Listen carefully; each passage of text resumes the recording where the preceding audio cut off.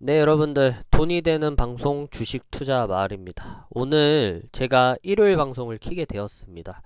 제가 저번에 방송에서 말씀드렸던 게 이제 CPI에 대한 소비자 물가 지수 발표가 있을 거다라고 말씀을 드렸었고, CPI 지수 이러한 경기 지표가 중요한 이유가 CPI가 이제 물가에 대한 상승률을 보여주는 지표인데, 물가가 만약에 큰 폭으로 올랐다라고 얘기를 하면 지금 현재 FED죠. 이러한 연방준비제도에서 금리 인상에 대한 속도를 올릴 수밖에 없다라고 얘기를 했습니다. 그래서 금리를 올리게 되면 당연히 상대적으로 주가 지수는 빠질 수밖에 없다라고 제가 말씀을 드렸었는데, 이러한 소비자 물가 지수가 어제 발표가 되었습니다. 최고치를 기록했음에도 불구하고 보시는 것과 같이 미국 증시는 빠지지 않고 상승폭으로 마감을 했다라는 거죠. 그래서 이렇게 지금 현재 고용지표가 보여주고 있는 의미는 무엇인지, 그리고 개장을 하루 앞두고 나서 투자자들이 주간 동안 조금 살펴봐야 될 흐름은 무엇인지에 대해서 저희 주식 투자 마을과 함께 살펴보도록 하겠고요. 보시는 분들은 좋아요와 댓글 많이 달아주시고 참여를 해주시면 좋을 것 같습니다. 아무튼 일단은 제가 보기로는 시장이 이미 선반영이 되지 않았나 싶습니다. 선반영이 되었다. 왜냐하면은 우선적으로 내년에 2에서 3차례 정도 금리 인상을 하겠다라고 파월 의장이 이미 말을 했던 터라서 물가지수가 올라간다 해도 이미 내년에 두세 차례에 대한 금리 인상을 미리 말을 해놨고, 추가적으로 뭐 채권에 대한 매입 축소, 테이퍼링에 대해서도 상당량으로 말을 해왔기 때문에 이 트레이더들 사이에서는 이러한 모든 조건들이 선반영이 되었고, 그렇게 대수롭게 생각을 하고 있지 않다라는 분위기가 조금 짙어 보입니다. 그래서 오늘 자료에서도 좀 몇 가지를 좀 살펴보고 오도록 하겠습니다. 우선적으로 오늘 목차는 CPI 소비자 물가 지수 최고치를 기록을 했고, 그렇다면 다가오는 주간의 한국 증시 코스피 코스닥에 대한 지수의 흐름이 어떻게 될지에 대해서 살펴보도록 하겠습니다. 일단은 어제 발표한 이 소비자 물가 지수입니다. 전년 동원 6.8% 급등을 했고요. 이러한 수치는 지난 1982년 6월 이후에 최대폭의 상승률을 기록을 한다라고 합니다. 그만큼 현재 물가가 상당량으로 올라가고 있다라는 것들을 주목을 해봤으면 좋을 것 같고요. 1년 전과 비교했을 때, 코로나가 이제 본격적으로 터졌던 1년 전과 비교했을 때 에너지가 지금 현재 33.3%가 급등을 했고, 휘발유가 58.1%가 폭등을 했습니다. 그리고 식음료가 6.1%, 주거비가 3.8%가 인상을 했죠. 거의 대체적으로 전부 다 상승을 했다라고 보면 될 것 같아요. 에너지, 휘발유, 상당히 휘발유가 많이 올랐죠. 그리고 식음료, 그리고 주거비 인상까지도 이렇게 올라갔다라고 얘기를 하고, 그 중에서 주목을 해야 될 게 소비자 물가에서 3분의 1 비중을 차지한 주거비 상승률입니다. 이 주거비에 대한 상승 치수가 2007년 주택시장 위기 이후에 큰 폭의 상승률을 기록을 했고, 식음료도 2008년도 12월 이후에 최대치를 기록을 했다라고 하니까 지금 현재 우리가 소비자에 대한 물가가 상당량으로 올라가고 있다라는 것들을 주목을 해보시면 좋을 것 같아요. 그리고 이러한 물가 지수에 대한 원인들은 저번에도 자세히 설명을 해드렸지만 글로벌 공급망의 교란, 코로나가 번지면서 이제 이러한 공급이 차질을 빚게 되는 영향을 받게 되고, 소비자의 수요가 급증을 했다. 소비자의 수요가 급증을 했다라는 거 정리해보면, 코로나 시대 터지고 여행과 레저 서비스에 대한 수요가 줄어들었습니다. 여행도 안 가고 밖에서 활동을 하는 외부의 레저 서비스의 수요가 줄어들다 보니까 이거 여기에서 이 자본을 많이 안 쓴다고 하죠. 뭐 자본, 돈을 많이 안 씁니다. 레저 여행 좋아하고 레저 이런 야외 활동을 좋아했는데, 이런 쪽에서 돈을 안 쓰다 보니까 쓸 수 있는 돈은 많은데 쓸 수 있는 데가 음식료랑 아니면은 상품 구입 이런 쪽에서 돈을 막 쓰기 시작을 하고, 근데 음식료라든지 상품을 수요가 빗발치는데 아까도 말씀드렸다시피 코로나로 인해서 이동 간의 제한이 따릅니다. 그래서 이에 따른 공급에 대해서 제대로 조달이 되지 않다 보니까 물가가 자연스레 올라갈 수밖에 없고, 이러한 현상들이 아까도 말했다시피 소비자 수요 급증으로 따른 인플레이션의 원인 중에 하나다. 그리고 치솟는 주택 임차료 원자재 가격 상승, 이렇게 보시면 될 것 같아요. 그래서 주택 임차료도 집값 상승하고 부동산 가격도 사상 최대치를 찍다 보니까 지금 현재에 대한 돈들이 정상적으로 돌고 있지 않다. 그래서 경제가 제대로 이렇게 시스템이 돌아가지 않고 한쪽으로 쏠리는 원인 때문에 이러한 공급 대란이 나오고 병목 현상이 일어난다라고 생각을 하시면 될 것 같습니다. 그래서 공급이 수요를 못 따라가는 변목 현상들이 일어나서 이러한 인플레이션이 올라가고 있고, 지금 현재 CPI 소비자 물가 지수가 계속해서 오르는 듯한 모습을 보여주고 있다라는 겁니다. 그리고 넘어가겠습니다. 소비자 물가 지수 11월 최고치 세 번째입니다. 증시에 대한 그러면 영향은 어떻게 될까? 그래서 아까도 말씀드렸다시피 지금 현재 이 FOMC라든지 연방준비의원회에서도 계속해서 회의를 걸치고 통화정책을 어떻게 펼쳐야지만이 지금 현재 고물가를 안정화를 시킬 수 있을까라고 얘기를 할 겁니다. 지금 조 바이든 대통령이 지금 정권에 들어서고 나서 모든 국민들의 투표율과 지지율이 계속해서 떨어지는 첫 번째 이유가 이러한 고물가를 제대로 잡지 못하기 때문에 지금 현재 지지율이 떨어지고 있는 겁니다. 그래서 이러한 지지율에 대한 우려로 인해서 최대한 연방준비제도라든지 정부 차원에서도 통화정책을 이렇게 펼칠 수밖에 없고, 통화정책 중에 하나인 금리 인상에 대한 속도를 계속해서 조절을 할 건데, 이런 것도 계속해서 우리가 계속 주목을 해야 된다는 거죠. 본격적으로 FOMC 의사록 연준 의장의 통화정책을 주의 깊게 봐야 할 차례다. 그래서 내년에 금리 인상이 이제 본격적으로 진행이 되고, 금리 인상이 진행이 된다라면 주식시장의 영향은 어떠한지에 대해서도 살펴보셔야 돼요. 최근에 올해 중에서 올해 주목해야 했던 점은 채권 이자에 대한 상승률. 채권 이자에 대한 상승률이 투기 자금에 대한 이탈로 상당히 많은 자금이 나갔습니다.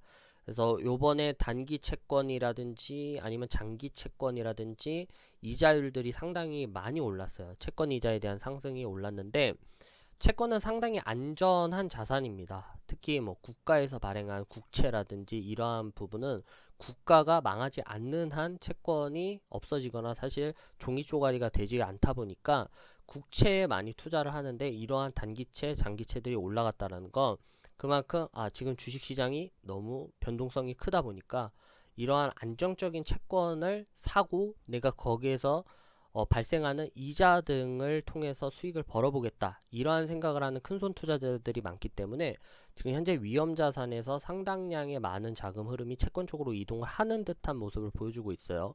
그래서 우리가 계속해서 이러한 증시 방향을 봐야 되는 건, 어쨌든 스윙 투자를 하든 단기 투자를 하든 장기 투자를 하든 간에 돈에 대한 캐시 플로우라고 얘기를 하죠. 이 유동성에 대한 흐름을 자꾸 보는 듯한 연습을 해야 됩니다. 그래서 유동성이 지금 뭐 채권으로 가고 있는지, 아니면 주식시장으로 흘러오고 있는지, 아니면 은행 쪽으로 넘어가는지, 여러 가지에 대한 방향, 캐시 플로우들을 우리가 계속해서 살펴봄으로써 지금 현재 주식시장이 화랑인지 아니면 불황인지에 대해서 조금 눈치를 좀 볼 수가 있겠고요. 이러한 부분에서도 채권 이자, 단기 채권, 장기 채권이 지금 현재 상승을 하고 있고, 또 내년에 또 금리 인상을 하게 된다라면 상당히 주식시장이 재미는 없지 않을까, 이렇게 또 생각을 해볼 수도 있겠죠. 그래서 자산 매입 축소, 테이퍼링에 대한 속도를 올리고 조기 금리 인상을 박차를 가할 시, 아까도 말씀드렸다시피 위험자산, 주식이죠. 주식 시장에서 자산이 이탈이 본격화가 될 것이다 라고 보는 게 지금 현재로서는 거시적인 관점이죠. 이게 뭐 단기적으로 자금이 완전히 이탈된다 이러는 게 아니라, 이러한 금리 인상의 속도가 되면 이런 식으로 흐름이 갈 거다, 그래서 거시적으로는 이렇게 보고 있는 게 낫다 라고 생각을 하시면 될 것 같습니다. 그럼에도 불구하고 제가 고객님들께 혹은 투자자님들께 투자를 계속해서, 또 반도체에 대한 업황에서도 계속해서 투자를 조금 어필을 하고 있는 이유가 있죠. 방송을 보시면 아시겠지만 이 부분에 대해서도 후반쯤에 얘기를 할 테니까 지금도 좋아요, 댓글 많이 눌러주시고 이러한 페이지, 투자 채널이 활성화가 될 수 있도록 좀 도와주세요. 헝다그룹에 대한 회장 지분 매각입니다. 헝다그룹도 우리가 주목을 해봐야 돼요. 부동산 회사인 헝다그룹이 파산을 한다. 저번 방송에서는 헝다그룹에 대한 파산도 이미 10월 달부터 계속해서 뉘앙스를 풍겼기 때문에 시장에서는 어느 정도 이러한 파산의 분위기를 좀 내성이 생기지 않았을까, 이렇게 개인적으로 본다라고 말씀을 드렸습니다. 그리고 중국 내부 정부 차원에서도 지원을 계속해서 하는 모습을 보여주고 있고, 이러한 부분들이 우리가 투자를 하면서 조금 체크를 해봐야 될 부분이라는 거죠. 우선 새로운 뉴스가 있습니다. 일단은 회장이 지분 매각을 계속해서 이뤄지고 있어요. 지분을 매각을 하고 있다. 일단은 지분율이 제가 알기로는 70%였던 걸로, 80%였나요? 80%였던 걸로 알고 있었는데 지금 현재 상당량 줄어서 50% 내까지 줄었다라고 얘기를 합니다. 그래서 회장에 대한 지분 매각이 왜 이렇게 지분 매각을 하냐라고 조금 예측을 해보면, 일단은 이전에 글로벌 신용평가사 피치가 중국 부동산 개발 회사 헝다그룹의 신용 등급을 제한적 디폴트, 한마디로 말해서 채무를 이행할 수 있는 능력이 안 된다. 그래서 위험 회사이다 라고 딱 정해 버렸습니다. 그래서 강등을 시켰는데 이 이자를 지급하라는 요청을 계속해서 했어요. 헝다그룹에 계속해서 이자를 내라, 이자를 낼 수 있는 능력이 있나, 서류를 보내봐라 라고 했는데 헝다그룹에서 이를 계속해서 무시를 했죠. 그렇기 때문에 제한적 디폴트라고 이제 리포트를 발표를 했는데, 이자가 대략 8,250만 달러. 그러니까 지금 현재 헝다그룹이 갖고 있는 부채는 2조 위안 364조예요. 364조이지만 일단 단기적으로 이자라도 내면은 이 파산이라도 피할 수 있으니까 이자 지급을 해라라는 금액이 대략적으로 971억 원입니다. 그래서 이거에 대해서 971억 원에 대해서 이자 지급을 못하고 있으니까 지금 현재 제한적 디폴트를 건 건데, 최근에 쉬자인 헝다그룹 회장이 지분 매각을 했습니다. 얼마죠? 754억 원입니다. 754억 원인데 제가 예상하건대 754억 원을 이자 지급에 조금은 보태려고 지금 현재 지분 매각을 한 거 아닌가 라고 개인적으로 좀 생각을 해보고요. 그래서 754억 원에 대한 이자를 치고 또 외부에 대한 자금이 이런 것들을 합해서 대략적인 이자만이라도 지급해서 일단 파산을 좀 면해보고자 하는 건 아닌지에 대해서 생각을 해보고요. 그래서 이걸 납부하고자 최근 쉬자인 헝다그룹 회장이 지분을 매각한 거 아닌지 주목을 해볼 필요가 있고요.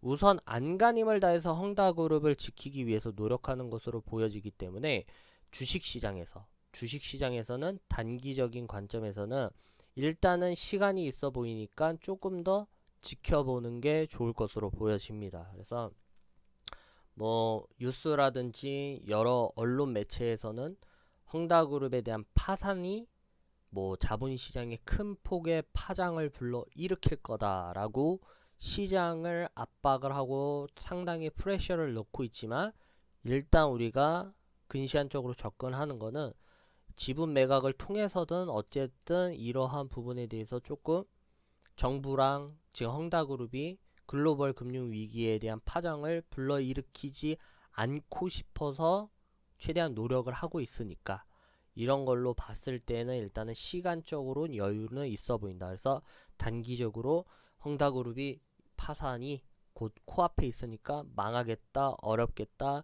피해버리자, 뭐 팔자, 하지 말자, 이런 쪽으로 아예 극단적으로 투자를 안 하는 게 좋을 것으로 보여지고요. 그리고 나서 또 주목해야 될 게 오미크론입니다. 여러분들 오미크론을 조금 주목을 해보셔야 되는데, 오미크론이 지금 현재 전 세계적으로 퍼지고 있는 분위기는 강하게 들고 있지만 여전히 중요한 거는 여전히 델타 코로나 변이 바이러스가 대부분 99%라고 얘기를 합니다. 다시 한번 말씀드리면 오미크론이 지금 현재 전 세계적으로 퍼져나가는 듯한 분위기는 보여지만 아직 확진자들의 거의 대부분은 여전히 델타 코로나 변이 바이러스라는 점을 주목을 해봤을 때 오미크론이 생각보다 언론에서 얘기하고 있는 파장력이 아직까진 보여지고 있지 않아요. 그리고 조금은 더 중요하게 생각해야 되는 건 사망 사례도 없다라는 거. 그래서 시장에 줄 영향은 상당히 줄어들 것으로 판단이 되어집니다. 그래서 치명률이 낮다라는 거는 그만큼 우리가 엄청나게 불안을 가질 필요는 없어 보인다라고 생각을 합니다. 그리고 이 와중에서 꼭 뭘 알고 있다듯이 지금 현재 코로나에 대한 종식은 2022년도 내년이죠. 내년이면 종식이 된다 라는 말을 한 사람이 있습니다. 종식 선언을 한 사람이 있는데 바로 빌 게이츠죠. 빌 게이츠는 mRNA 메신저리 보액산 백신이 가장 중요한 돌파구가 될 것이다 라고 얘기를 했습니다. mRNA 메신저리 보액산 백신이 가장 중요한 돌파구가 될 것이라도 예견을 했다. 여기서 말하는 mRNA라는 거는 백신을 상당히 빠르게 만들 수 있다. 제조를 빠르게 만들 수 있다. 이러한 개념으로 알고 있으면 될 것 같아요. mRNA 구조가 기존에 있던 백신에 어떠한 지금 새로운 신규 변이가 나타났다. 그럼 그 신규 변이에 대한 그러한 현상들만 이렇게 주입을 하고 다시금 백신을 만들어내는 게 이러한 백신의 큰 장점이라고 얘기를 하더라고요. 그래서 이러한 백신들이 현재 나오고 있고 또 신규적으로 백신 플랫폼이 이번 계기로 확립이 되었으니 안전하고 효과적인 백신을 빠르게 개발할 수 있을 거다. 그래서 아무리 변이가 많이 나온다 해도 이런 mRNA에 대한 백신에 대한 이 효과를 봤으니까 향후에 뭐 변이가 나오던 그의 변이에 맞춰서 빨리 백신을 만들기 시작하면은 이전보다 팬데믹의 상황이 심각하지 않을 거다.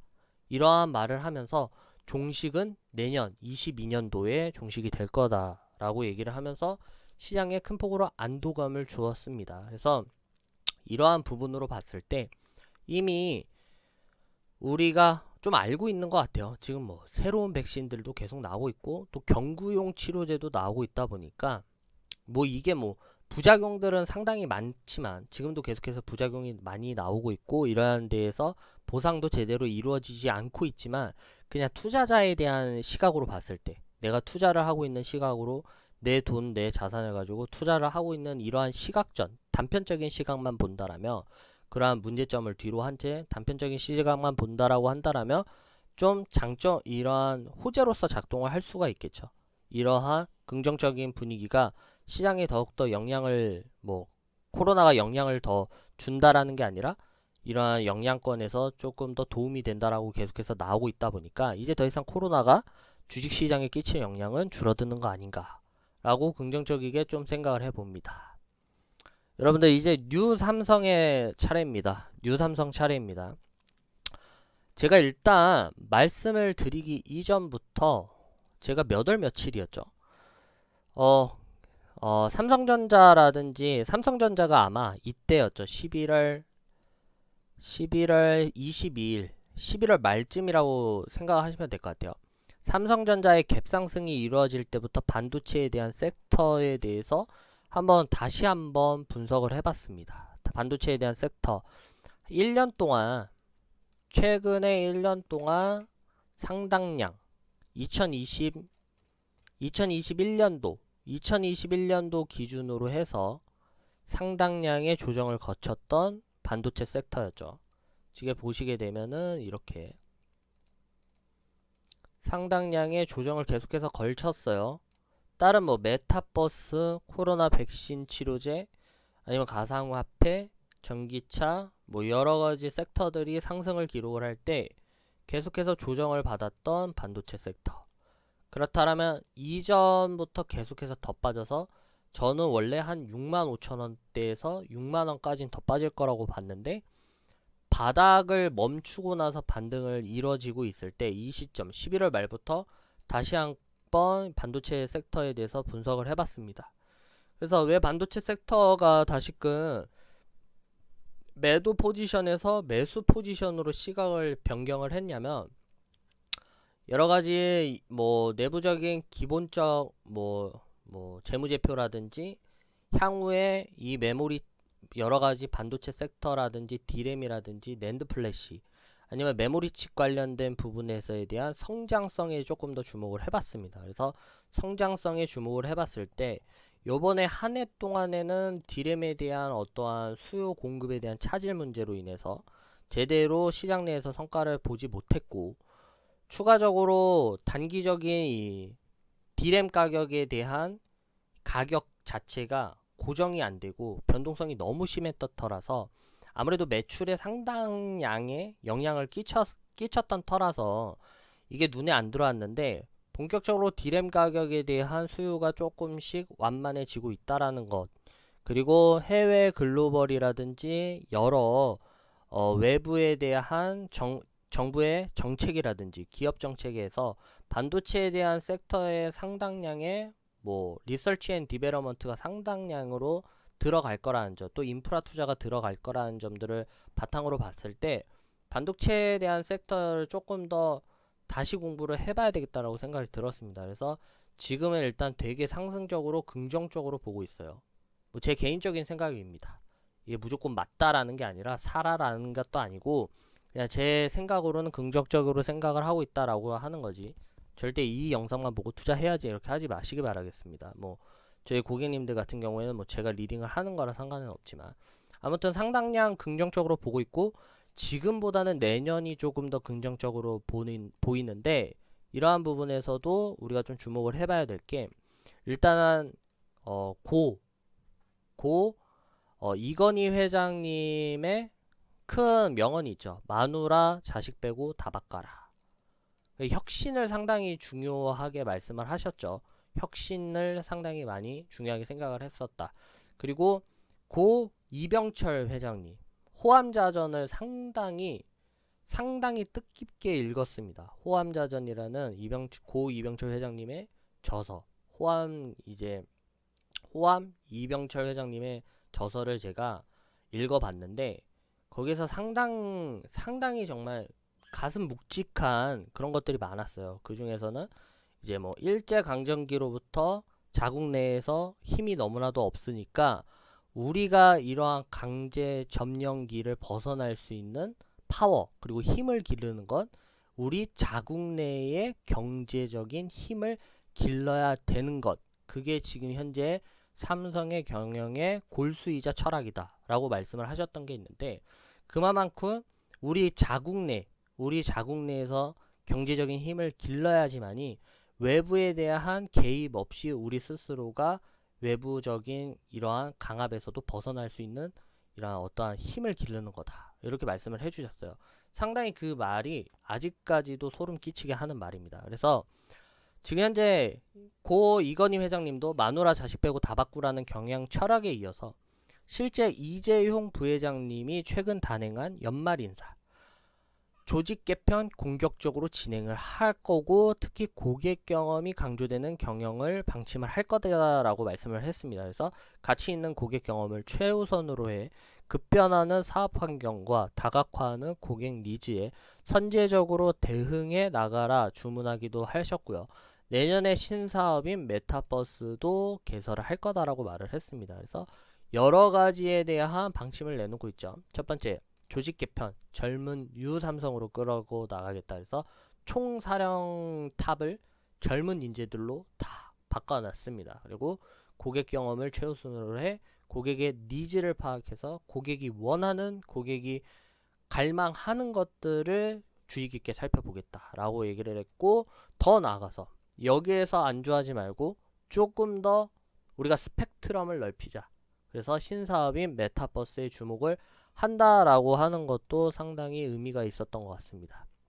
그래서 전체 승진 규모는 부사장이 현재 68, 상무 113, 펠로우 1명에 마스터 16명 등 총 198명이 있었는데 철저한 성과주의 관점에서 30대 상무가 4명, 40대 부사장이 8명을 박탈하는 등 젊은 피를 대거 수혈을 하고 있다라고 얘기를 합니다. 이제는 능력주의다.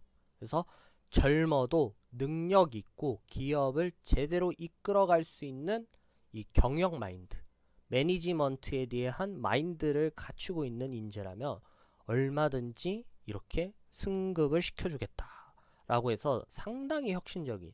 그래서 이전보다는 삼성전자가 조금 더 공격적이지 않을까. 그래서 젊은 피라는 거는 예전에 한참 혁신, 뭐 4차 산업에 대한 혁명이라든지 이런 것들을 보면은 이 창조와 파괴는 계속해서 이루어지는 게 이 신사업에 대한 핵심이라고 얘기를 했었어요.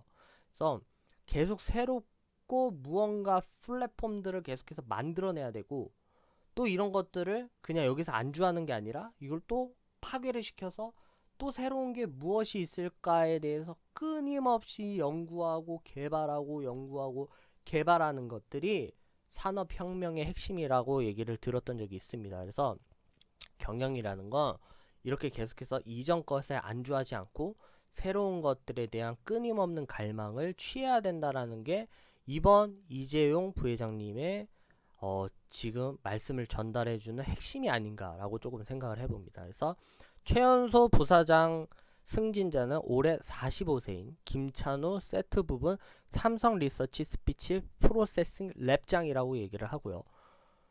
45세래요, 여러분들. 그리고 이전까지 삼성전자에서 가장 나이가 젊은 부사장의 나이는 51세였는데 이 나이가 벌써 6년을 앞당겨 버렸죠.